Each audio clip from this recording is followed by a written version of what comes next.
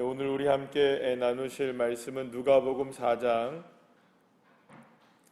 1절부터 우리 13절까지의 말씀입니다. 누가복음 4장 1절부터 13절까지의 말씀.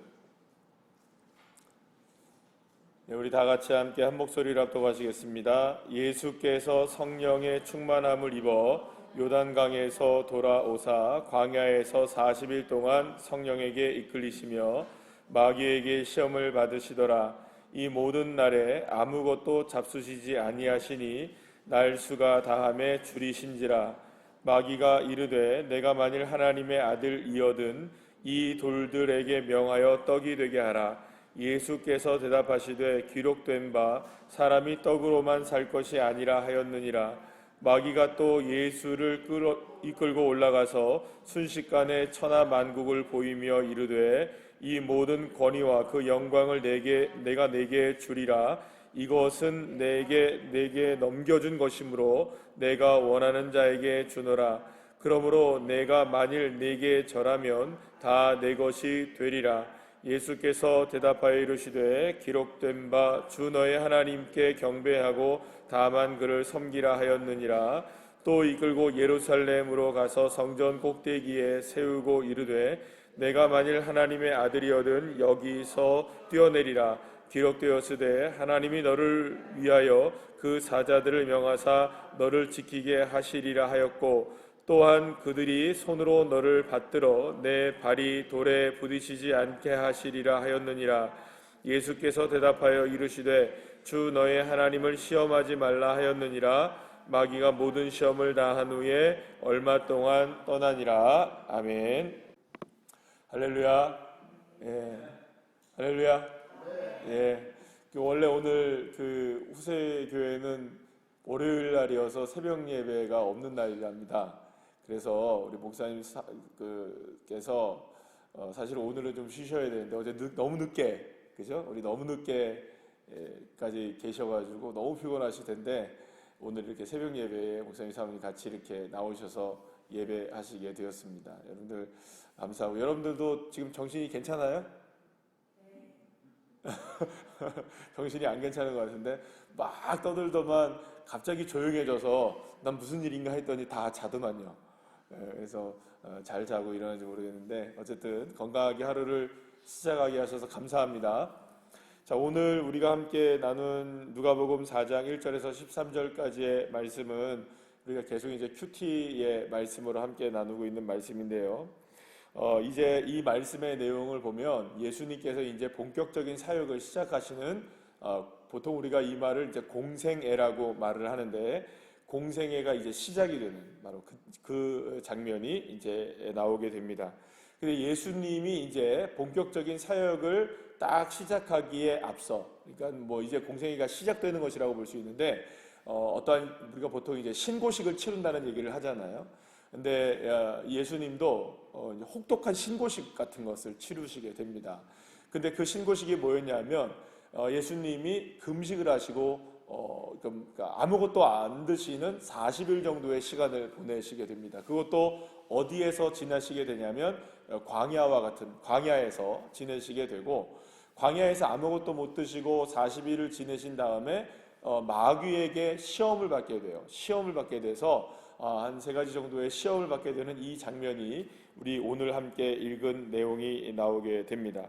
근데 어떻게 보면 그렇죠. 우리가 첫 번째 그 예수님이 공생의 사역을 시작하게 되는 첫 번째 장면이 우리가 보통 하나님의 아들이시잖아요. 예수님은. 그리고 예수님 자체가 하나님이신데 여러분들 그러면은 하나님의 아들이시고 또 뭐 천지 만물을 창조하신 하나님이시라면 그 첫 번째 그 사역의 길을 걸어가는 데 있어서는 우리가 보통 꽃길을 걸어가야 되지 않을까, 그죠? 여러분들 여기 올 때, 그 일본에 올 때 여러분들 그 아마 엄마, 아빠, 또 할머니, 할아버지, 또 집안 식구들, 교회 성도님들이 함께 여러분들 올 때 막 축하해주고 열심히 잘 가라고 하면서 기도할 때 어떻게 기도해요? 어떻게 기도하셨겠어요? 여러분들을 위해서. 얘네들이 가서 죽을 살면서 너무너무 힘들게 막 고생을 하며 고난을 받으며 막 힘들게 먹지도 못하고 줄이며 이렇게 여러분들을 위해서 기도했겠어요? 아니면은 하나님 우리 선교팀에 가면 날씨도 좋고 또 모든 입국과 출입국 절차 가운데도 잘 통과되게 해주시고 또 건강하게 해주시고 이렇게 기도했겠어요? 기도를 안 했을까요? 어떻게 기도했을까요? 잘 되기를 위해서 기도했겠죠.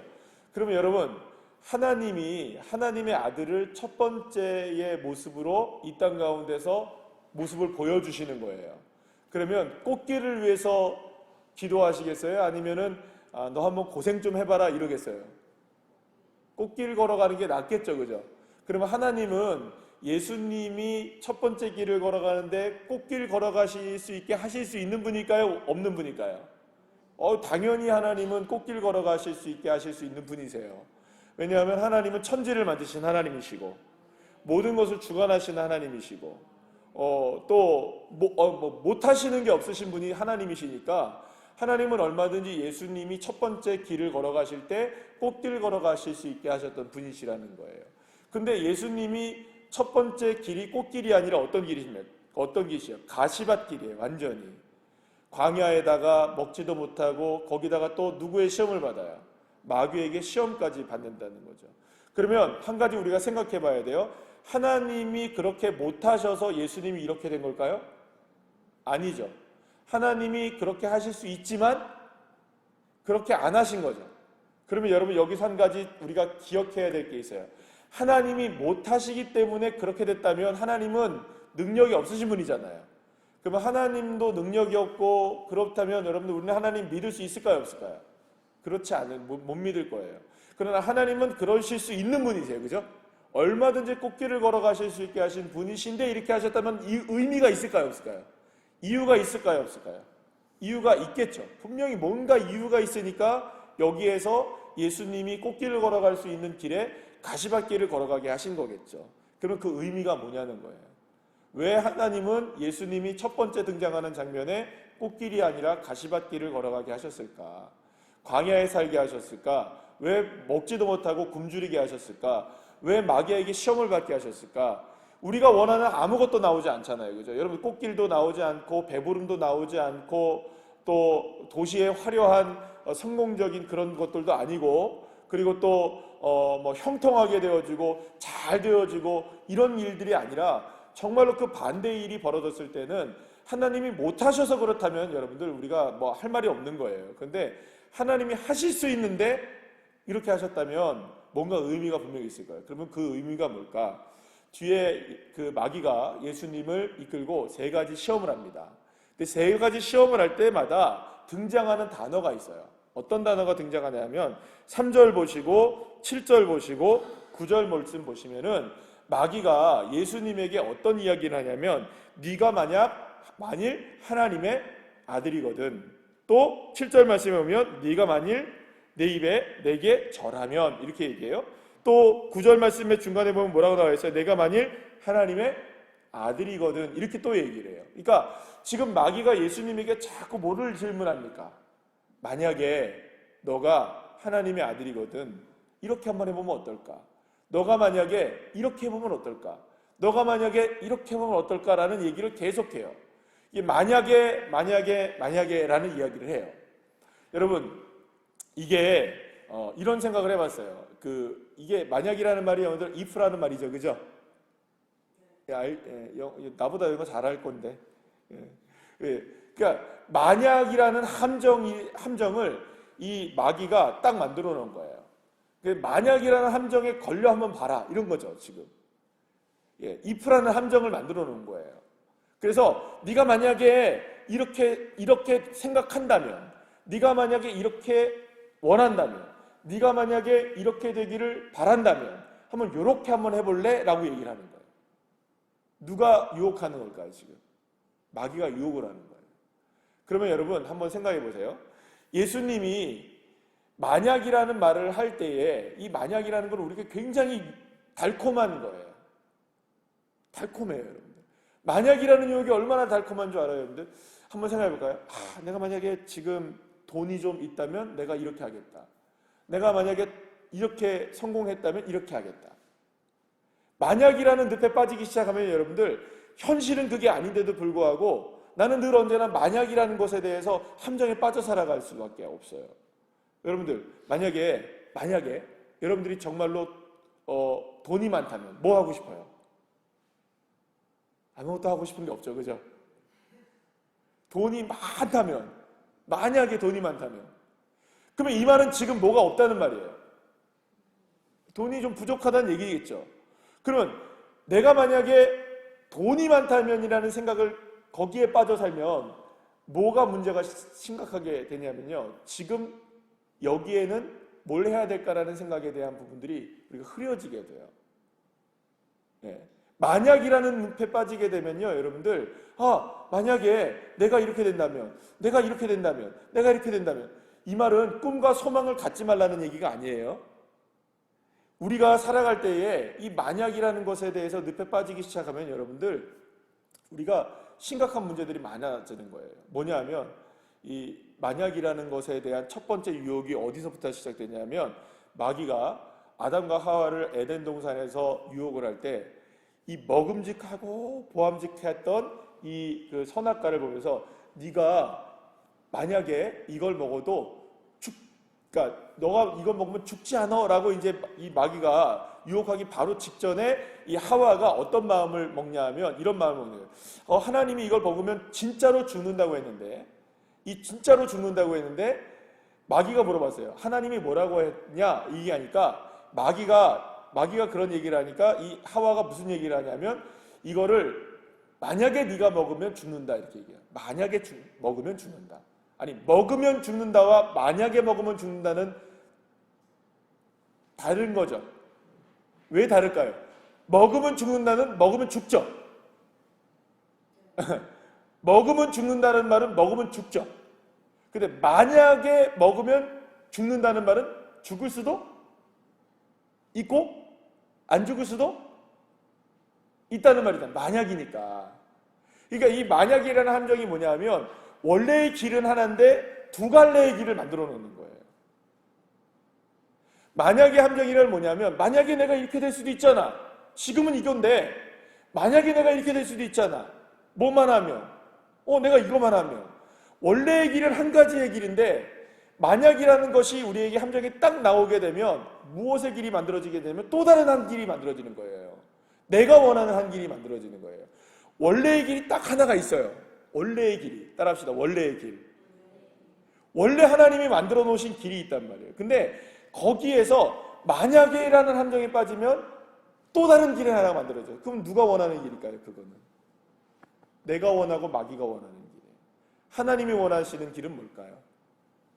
하나님의 뜻을 이루고 하나님을 바라보고 하나님을 믿고 살아가고 하나님을 섬기며 살아가고 말씀대로 살아가고 예수님 바라보며 살아가고 이걸 누가 원하는 걸까요?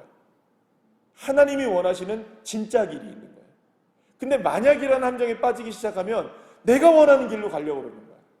하나님이 원하는 것보다 내가 원하는 길을 가려고 하고 아니 만약에 내가 지금 오늘 친구들하고 만난다면 이렇게 기분 좋은 일을 할 수 있는데 내가 꼭 주일날 예배를 나가야 되나? 네. 내가 만약에 이 일을 하려면 내가 예배보다는 내가 지금 여기 나가서 일을 해야 되는데 그러면 내가 이걸 하는 게 좋지 않을까? 왜냐하면 돈을 벌 수 있고 친구들하고 사귈 수 있고 뭐 좋은 일이 있을 수 있고 여기 가면 꽃길 같아 보이고 그러니까 예배를 드리는 일을 여러분들이 꼼짝없이 가만히 있어야 되잖아요. 그죠? 네. 1시간 동안 가만히 있어야 되고 또 예배를 듣는데 얼마나 지겨워요. 그죠? 네. 그쵸? 네. 지금도 벌써 몸이 막 비틀어지잖아요. 그죠? 아니 비틀어지는 게 아니고 가만히 주무시고 계시네요. 네. 그러니까 우리가 선택할 수 있는 주님이 원하시는 길을 걸어가려면 만약이라는 걸 없애버려야 되는데 자꾸 우리는 만약이라는 여지를 주면서 주님이 원하시는 길이 아니라 다른 길을 가려고 하는 모습들이 우리에게 많아진다는 거예요. 그래서 저와 여러분이 예수님이 첫 번째 이렇게 등장하는 모습을 통해서 우리가 함께 생각해 봐야 될 부분이 뭐냐 하면 저와 여러분들이 이곳에 와서 이 일본 땅에 우리가 와서 예배를 드리고 또 전도도 하고 또 우리가 기도도 하고 그런 모습 통해서 우리가 해야 될 일이 뭐냐면요, 여러분들 오직 따라합시다. 오직 예수님, 오직 예수님 바라보는 훈련을 하는 거예요. 다른 길이 아니라 만약이라는 함정은 뭐냐면 다른 길을 자꾸 만들어내는 거예요. 원래 하나님이 원하시는 길이 아니라 다른 길을 만들어내려는 거예요. 내가 원하는 길, 세상이 원하는 길, 마귀가 원하는 길, 사람들이 원하는 길. 자꾸 나는 그 길을 만들어내는 거예요. 그러나 우리는 다시 지금 돌아와서 누가 원하는 길을 가야 될까요? 하나님이 원하시는 길을 가야 되는 거예요. 예수님이 이렇게 못하셔서 그런 게 아니에요, 여러분들. 여기도 보면 돌들로 뭐 떡을 만들라 이렇게 얘기가 나오잖아요. 근데 그 앞에 무슨 얘기가 나오냐면 그 세례 요한이 하나님은 이 돌들로도 아브라함의 자손들을 만들 수 있는 하나님이시다라는 얘기를 해요. 그러면 여러분, 하나님은 돌을 떡으로 만들 수 있는 분이실까요? 없는 분이실까요? 있는 분이세요. 근데 안 하시는 거예요. 그게 누구의 뜻이 아니니까. 예, 하나님의 뜻이 아니니까. 여러분, 굳이 돌들을 떡으로 만들 이유가 있어요, 없어요? 그건 없단 말이에요. 그러니까 하나님이 원하시는 뜻이 있는데 자꾸 우리는 하나님의 뜻이 아니라 내가 원하는 것을 이루기를 원하는 사람들이 있다는 거죠. 그러면 거기에서 자기의 방법을 찾게 되고 주님을 바라보지 않게 되고 세상의 방법을 의지하게 되면서 내가 만약에 이렇게 되면 얼마나 좋을까? 여러분, 만약보다는 하나님의 말씀을 따라가시길 바랍니다. 예수님을 바라보시길 바랍니다. 그래서 뭘 알아야 될까요? 뭘 알아야 될까? 그 말씀을 알아야겠죠. 하나님의 말씀을 늘 언제나 묵상하며 살고 예수 그리스도를 믿음으로 바라보고 그 길을 걸어가는 거예요. 그 길. 딱 하나의 길. 따라합시다. 오직 예수님을 바라보는 길, 바라보는 삶. 저와 여러분이 이번에 일본 단기 선교를 통해서 우리가 짧은 기간이지만 오직 예수님을 바라보는 삶이 얼마나 은혜로운 삶이고 놀라운 삶인지, 세상의 것들이 아니라 오직 예수님을 바라볼 때 우리에게 하나님이 얼마나 놀라운 은혜를 주시는지 여러분들이 그 주님을 만나게 되는 귀한 역사가 있게 되시기를 간절히 축복합니다. 기도하시겠습니다.